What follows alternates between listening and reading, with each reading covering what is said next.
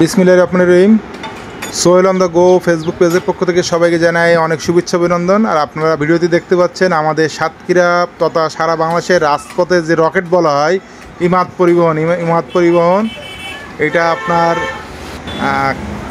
মানে কালীগঞ্জ এবং শ্যামনগরের মধ্যবর্তী একটা স্থানে আপনারা রাস্তার এই যে দোকানগুলো দেখলে আপনারা অনেকটা টার্গেট করতে পারবেন। যে রাস্তার ধারে দেখেন এখানে অনেকগুলো সিমেন্টের টুটিগুলো একেবারে দোকানের বারান্দা দিয়ে শুরু করে একেবারে সরাসরি সীমানার বাইরে যাকে বলে।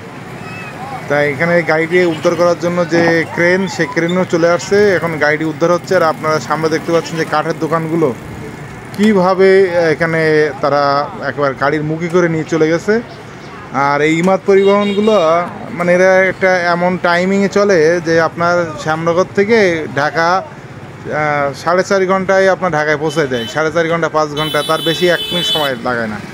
কিন্তু আমাদের দেখা যাচ্ছে সাতক্ষীরা শহর পার হলে রাস্তাঘাট অনেক ভালো, কিন্তু আমাদের যে হাইড্রোলিক সিস্টেম রাস্তা আপনার সাতক্ষীরা টু শ্যামনগর, এই রাস্তায় যখন এই গাড়িগুলো ব্যবহার চালায় তাদের পাতি ভেঙে বা চাকা বাস্ট হয়ে প্রতিনিয়ত এই ধরনের দুর্ঘটনাগুলো ঘটে। এর আগেও আপনারা দেখছেন কয়েকটা ভিডিওতে, কয়েকটা পরিবহন, কোনোটা ধান কেটে, কোনোটা কলা বাগানে, কোনোটা আম বাগানে। আর এটা দেখেন অলরেডি অনেকগুলো দোকান ভেঙে একেবারে এটাও কলা বাগানে, তার গাড়ির সামনের অংশটা একেবারে থেতলে গেছে। এবং এই আজ সকালের ঘটনা এটা, এবং এখানে কতগুলো লোক হতাহত হয়েছে এটা আপনাদের সঠিক তথ্যটা আমরা কমেন্টে দেওয়ার চেষ্টা করব। এখনও সঠিক তথ্যটা আমাদের হাতে আসে নাই, শুধুমাত্র ভিডিওটা পৌঁছেছে। ভিডিওটা আপনাদের জানার জন্য শেয়ার করলাম। এবং যে সকল ভাইরা এই রাস্তায় ড্রাইভ করেন বা গাড়ি চালান, আর বিশেষ করে পরিবহনে অনেকেই ভ্রমণ করা লাগে বিভিন্ন চাকরি কাজকাম বিভিন্ন তাগিদে, যারা আপনারা সবাই বলবেন বা